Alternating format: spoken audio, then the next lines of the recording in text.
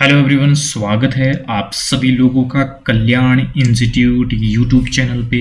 आज हम इस वीडियो के अंतर्गत साख नियंत्रण यानी कि क्रेडिट कंट्रोल को जानने और समझने का प्रयास करते हैं कि किस तरह से क्रेडिट कंट्रोल होता है और ये क्या होता है और किसके द्वारा एक क्रेडिट कंट्रोल होता है।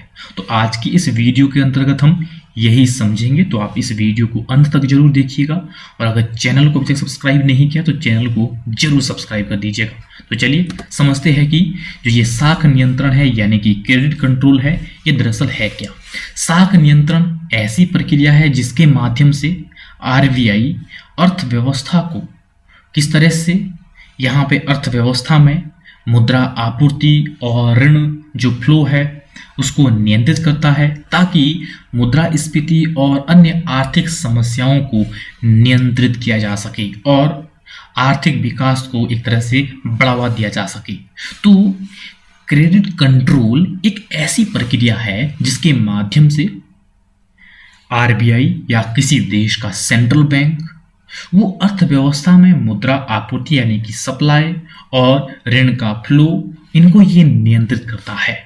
ये एक तरह से अर्थव्यवस्था में जो ऋण का फ्लो है और अर्थव्यवस्था में जो मनी की जो सप्लाई है उसको नियंत्रित करने का एक तरह से उपकरण है। इसके माध्यम से जो मनी का फ्लो है देश में अर्थव्यवस्था में उसको एक तरह से नियंत्रित किया जाता है क्रेडिट कंट्रोल के माध्यम से, ताकि देश में जो इन्फ्लेशन है, अन्य जो आर्थिक समस्याएं हैं उनको नियंत्रित किया जा सके और देश में आर्थिक विकास को बढ़ावा मिल सके। तो इस तरह से क्रेडिट कंट्रोल के माध्यम से ये किया जाता है और ये किसके द्वारा किया जाता है? सेंट्रल बैंक के द्वारा। जो भारत में सेंट्रल बैंक है रिजर्व बैंक ऑफ इंडिया, तो भारत में रिजर्व बैंक ऑफ इंडिया के द्वारा ये क्रेडिट कंट्रोल किया जाता है। इसके लिए किस तरह से जो आरबीआई है सेंट्रल बैंक भारत का, उसके द्वारा मात्रात्मक और गुणात्मक दो तरह की विधियों का प्रयोग किया जाता है क्रेडिट कंट्रोल में। वो किस तरह से किया जाता है, किस तरह से क्रेडिट कंट्रोल किया जाता है और क्रेडिट कंट्रोल में होता क्या है? मनी की सप्लाई कंट्रोल करना और ऋण का फ्लो उसको कंट्रोल करना। बस इसी के द्वारा देश में जो इन्फ्लेशन है, आर्थिक समस्याएं हैं, उनको अलग अलग तरीके से इसके द्वारा नियंत्रित किया जाता है। तो इस तरह से वही कंट्रोल किया जाता है, किस तरह से जो आरबीआई के द्वारा, सेंट्रल बैंक के द्वारा। और इसके लिए दो विधियां अपनाई जाती है जिसमें कि मात्रात्मक है और गुणात्मक है। इन दोनों विधियों को एक एक करके समझते हैं। तो पहली विधि मात्रात्मक विधि। मात्रात्मक विधि में क्या है? पहला है बैंक दर यानी कि बैंक रेट। बैंक दर में परिवर्तन बैंक द्वारा दिए गए ऋणों की लागत यानी कि जो बैंक द्वारा जो ऋण दिया जाता है उसकी कॉस्ट प्रभावित होती है। अगर बैंक दर में परिवर्तन हो तो ऐसे में जो कॉमर्शियल बैंक है उस देश के, तो उनकी ऋण देने की जो कॉस्ट है वो प्रभावित होगी। वो किस तरह से? यदि आरबीआई वो बैंक रेट को वो बढ़ा दे तो ऐसे में क्या होगा? ऐसे में जो ऋण देने की लागत है वो बढ़ जाएगी। अगर बढ़ जाएगी तो लोग कम ऋण लेंगे, कम ऋण लेंगे तो यानी कि मार्केट में जो मनी का फ्लो है वो कम हो गया। कम हो गया तो जो अगर मुद्रास्फीति है, इन्फ्लेशन है मार्केट में, वो कम हो जाएगा। अगर ये बैंक रेट कम हो गई तो कमर्शियल बैंक को सस्ता ऋण मिलेगा यानी कि उसकी कॉस्ट कम होगी। कॉस्ट कम होगी तो उनके ग्राहकों को भी सस्ता ऋण मिलेगा। सस्ता ऋण मिलेगा तो लोग अधिक मात्रा में लेंगे तो लोगों के हाथों में पैसा पहुंचेगा। तो इस तरह से जो सेंट्रल बैंक है, आरबीआई है, वो बैंक दर के माध्यम से वो मात्रात्मक तरीके से वो क्रेडिट कंट्रोल करता है। और अगला है नगद आरक्षित अनुपात यानी कि cash reserve ratio. Cash reserve ratio के तहत किस तरह से बैंकों द्वारा अपने पास जमा राशि का एक न्यूनतम राशि, न्यूनतम प्रतिशत उसे आरबीआई के पास रखना होता है। जो प्रतिशत आरबीआई डिसाइड करती है कि सीआरआर की दर ये होगी, उतना प्रतिशत कॉमर्शियल बैंक को अपने जमा का, कुल जमा का वो प्रतिशत आरबीआई के पास रखना होता है। अगर आरबीआई सीआरआर की दर को बढ़ा दे तो क्या होगा? उन बैंकों के पास कम पैसा बचेगा, वो कम पैसा वो ऋण पर दे पाएंगे। अगर वो दर बढ़ गई, ये सीआरआर की दर बढ़ गई, तो ऐसे में जो कम पैसा बचेगा तो कम मात्रा में ही पैसा दे पाएंगे ऋण के रूप में। तो ऐसे में मार्केट में जो मनी का फ्लो है वो कम हो गया। अगर सीआरआर की दर को कम कर दे तो ऐसे में बैंकों के पास ज़्यादा पैसा बचेगा, वो ज़्यादा ऋण दे पाएंगे, तो मार्केट में फ्लो बढ़ जाएगा। तो इस तरह से इस माध्यम से भी ये क्रेडिट कंट्रोल होता है, जो कि मात्रात्मक उपकरण है। और ऐसे ही एसएलआर की दर देखते हैं हम, इसमें एसएलआर की दर भी आएगी। एसएलआर, स्टडी लिक्विडिटी रेशियो, ये क्या है? ये ऐसी दर होती है जो आरबीआई की द्वारा डिसाइड की जाती है, जिसका कुल जमा का न्यूनतम प्रतिशत कॉमर्शियल बैंक को अपने पास लिक्विडिटी फॉर्म में रखना होता है।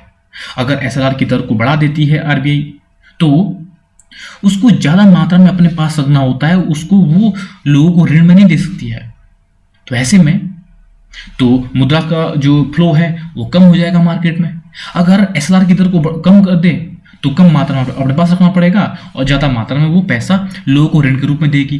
तो ऐसे में जो मनी का फ्लो वो बढ़ गया। तो इस तरह से बैंक रेट, सीआरआर, एसएलआर, इनके माध्यम से मात्रात्मक तरीके से जो सेंट्रल बैंक है वो क्रेडिट कंट्रोल करता है। और ऐसे ही है इसमें मात्रात्मक विधि में खुले बाजार के संचालन, यानी कि ओपन मार्केट ऑपरेशंस। ये क्या है? इसके माध्यम से जो सेंट्रल बैंक है वो ओपन मार्केट से वो गवर्नमेंट सिक्योरिटीज को वो खरीदता है और बेचता है।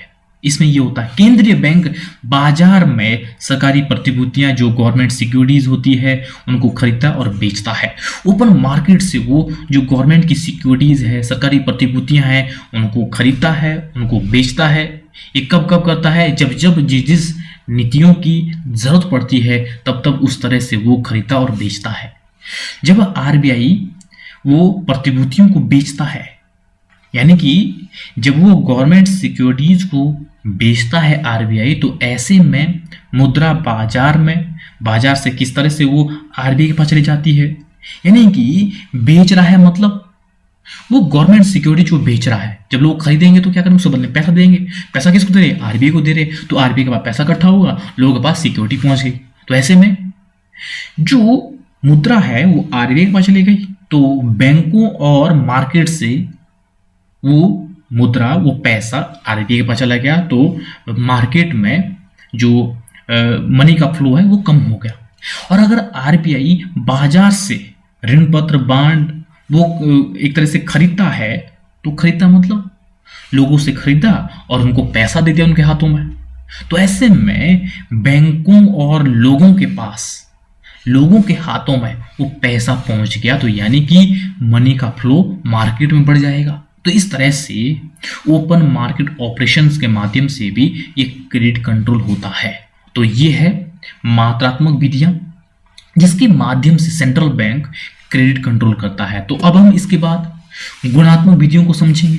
गुणात्मक विधियों में कौन कौन सी चीजें आती है, किस तरह से उनके माध्यम से क्रेडिट कंट्रोल किया जाता है, जिसमें कि सबसे पहले है चयनात्मक साख नियंत्रण, जिसका शब्द से प्रतीत हो रहा है चयनात्मक, सिलेक्टिव। ये किस तरह से होगा? चयनात्मक साख विधि के तहत किस तरह से कुल राशि को नहीं बल्कि उतनी ही राशि को प्रभावित किया जाता है जितना जो अर्थव्यवस्था के किसी विशेष क्षेत्र में प्रयुक्त की जाती है इस विधि के तहत। यानी कि ये उधार लेने वाले कुछ व्यक्तियों पर जहां पर आवश्यकता है उस तरह की, उन पर वो उधार लेने की जो शर्तें हैं उस तरह की शर्तें लगा देता है और मुद्रा की मांग को उस तरह से नियंत्रित करता है। यानी कि जब किसी को लोन देना हो और तो अगर वहां पे ये समझा जाए कि वहां पर मनी की सप्लाई कम करनी है, तो अतिरिक्त मात्रा में वहां पे उस क्षेत्र में वो शर्तें लगाई जाती है ताकि आसानी से इजीली वो लोन ना ले पाए, जिससे कि वहां पे अनावश्यक तरीके से मनी का फ्लो ना हो सके। तो इस तरह से एक सिलेक्टिव तरीके से ये चयनात्मक साख इस तरह से कुल राशि में नहीं होता है, बल्कि ये कुछ विशेष स्थान, विशेष क्षेत्र, वहां पर ये प्रयुक्त की जाती है कि किसी विशेष क्षेत्र विशेष में ही ये चयनात्मक साख नियंत्रण किया जाता है, जिसमें कि ये उधार लेने वाले पर कुछ आवश्यक या अतिरिक्त शर्तें लगाई जाती है, जिससे कि मुद्रा की मांग को नियंत्रित किया जा सके। तो सिलेक्टिव तरीके से वहां की जो मनी की डिमांड है उसको अतिरिक्त शर्तों के द्वारा या अन्य कोई तरीका अपना करके वहां पर मनी की डिमांड को एक तरह से नियंत्रित किया जाता है। तो इस तरह से चयनात्मक साख नियंत्रण के माध्यम से भी ये क्रेडिट कंट्रोल होता है। और अगला है प्रत्यक्ष कार्यवाही। प्रत्यक्ष कार्यवाही यानी कि जिस क्षेत्र विशेष में ये किस तरह से प्रत्यक्ष तौर पर आरबीआई के द्वारा, वो चाहे किसी भी कॉमर्शियल बैंक में क्यों ना देखे, तो वहां पर केंद्रीय बैंक इस तरह से जब उसे जरूरत होती है कि यहाँ पर इस तरह से इन बैंकों से इस तरह की नीतियों का अनुकरण करवाना है, तो उस तरह का अनुकरण करवाया जाता है, क्योंकि सेंट्रल बैंक ही उनको रेगुलेट करता है कमर्शियल बैंक को।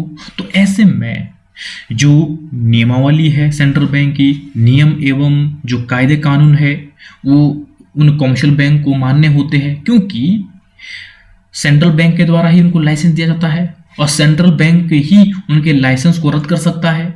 तो ऐसे में प्रत्यक्ष कार्रवाई के तहत जिस विशेष नीति को केंद्रीय बैंक तुरंत लागू करना चाहता है, तो वह समय समय पर कॉमर्शियल बैंकों को वो अनुसरण करना होता है, उनको अपनाना होता है, ताकि क्योंकि उसके ऊपर जो सेंट्रल बैंक बैठा हुआ है वो उसको रेगुलेट कर रहा है। तो ऐसे में उन्हें उन नियमों को, उन कायदे कानून को उन्हें मानना होता है, उनका अनुकरण करना होता है। यदि कोई भी, वो चाहे कोई भी कमर्शियल बैंक क्यों ना हो, अगर उन नियमों की अवहेलना करता है, उन नियमों को नहीं मानता है, उनके विरुद्ध जाता है, तो ऐसे में उन बैंकों के खिलाफ सेंट्रल बैंक के द्वारा कार्रवाई की जाती है, प्रत्यक्ष कार्रवाई की जाती है। उन बैंकों के विरुद्ध वो किस तरह से उनके विरुद्ध वो कार्रवाई करते हैं, वो चाहे दंड के रूप में हो, वो चाहे किसी रूप में हो। तो इस तरह से जो इन नीतियों की विरुद्ध जाता है सेंट्रल बैंक की और इन नीतियों की अवहेलना करता है, तो ऐसे में उन बैंकों के विरुद्ध काम में लाई जाने वाली जो भी दंडात्मक कार्रवाई है वो सेंट्रल बैंक के द्वारा की जाती है और वो उन पर की जाती है जो गलतियां करते हैं। तो इस तरह से जो प्रत्यक्ष कार्रवाई है इसके तहत भी क्रेडिट कंट्रोल होता है, क्योंकि ये डर रहता है इन कमर्शियल बैंक को कि कहीं प्रत्यक्ष कार्रवाई का सामना ना करना पड़े। तो इस तरह से जो सेंट्रल बैंक के जो कायदे कानून होते हैं उनको मानना होता है, उनका अनुसरण करना होता है। तो इस तरह से इसके माध्यम से भी क्रेडिट कंट्रोल होता है। और अगला है नैतिक प्रभाव। नैतिक प्रभाव यानी कि केंद्रीय बैंक कई बार बैंकों को परामर्श देता है कि वे ऋण कम कर दे, यानी कि कई बार वो इस तरह से वो परामर्श कर देता है कि इस समय कम ऋण देने हैं, इस समय ज़्यादा ऋण देने हैं। तो वह बैंकों को अपना नैतिक प्रभाव के तौर पे ये प्रभाव डालता है, किस तरह से नैतिकता के तौर पे वो उनके ऊपर प्रेशर डालता है कि वो बैंक इस तरह से जब कहा गया है कि कम ऋण देना है, ज़्यादा ऋण देना है, तो इस तरह से वो नैतिक प्रभाव डालता है इन कमर्शियल बैंक पर। जो बैंक इसका जो कहना है आरबीआई का, सेंट्रल बैंक का, उनका जो परामर्श है वो ना माने, तो ऐसे में कई बार उन बैंकों के जो लाइसेंस है, लाइसेंस तक के जब्त किए जा सकते हैं, उनके ऊपर कार्रवाई की जा सकती है, उनके ऊपर दंडात्मक कार्रवाई की जा सकती है। तो इस तरह से जो नैतिक प्रभाव है, नैतिक प्रभाव के तौर पर भी कमर्शियल बैंक पर वो उस तरह का प्रभाव डाला जाता है। इस तरह से नैतिक प्रभाव के जरिए जो क्रेडिट कंट्रोल है वो क्रेडिट कंट्रोल किया जाता है, क्योंकि सेंट्रल बैंक एक सर्वोपरि संस्था है और उसके दायरे में रह करके उन कमर्शियल बैंक को कार्य करना होता है। तो कई बार अगर मौखिक तौर पर भी एक सेंट्रल बैंक के द्वारा कहा जाता है कि इस समय इस तरह से जो क्रेडिट का फ्लो है वो इस तरह से रहना चाहिए, कम ऋण देना है, ज़्यादा ऋण देना है। तो इस रूप में बैंकों पर ये नैतिक प्रभाव रहता है और इस रूप में क्रेडिट कंट्रोल होता है। तो इस तरह से जो मार्केट में है वो मनी का फ्लो घटता बढ़ता है और ये सेंट्रल बैंक जिस तरह की ज़रूरत होती है उस हिसाब से वो नीतियों को, दिशा निर्देश को वो लागू करवाता है। तो इस तरह से आज हमने इस वीडियो के अंतर्गत क्रेडिट कंट्रोल को समझा, यानी कि साख नियंत्रण को समझा कि ये क्या है, किस तरह से होता है, कौन ये क्रेडिट कंट्रोल करता है। तो मुझे उम्मीद है कि आपके लिए जो ये वीडियो है ये वीडियो काफ़ी उपयोगी रही होगी और अगर चैनल को अब तक सब्सक्राइब नहीं किया तो चैनल को जरूर सब्सक्राइब कर दीजिएगा और मुझे दीजिएगा इजाज़त और आप सभी लोग का बहुत बहुत शुक्रिया।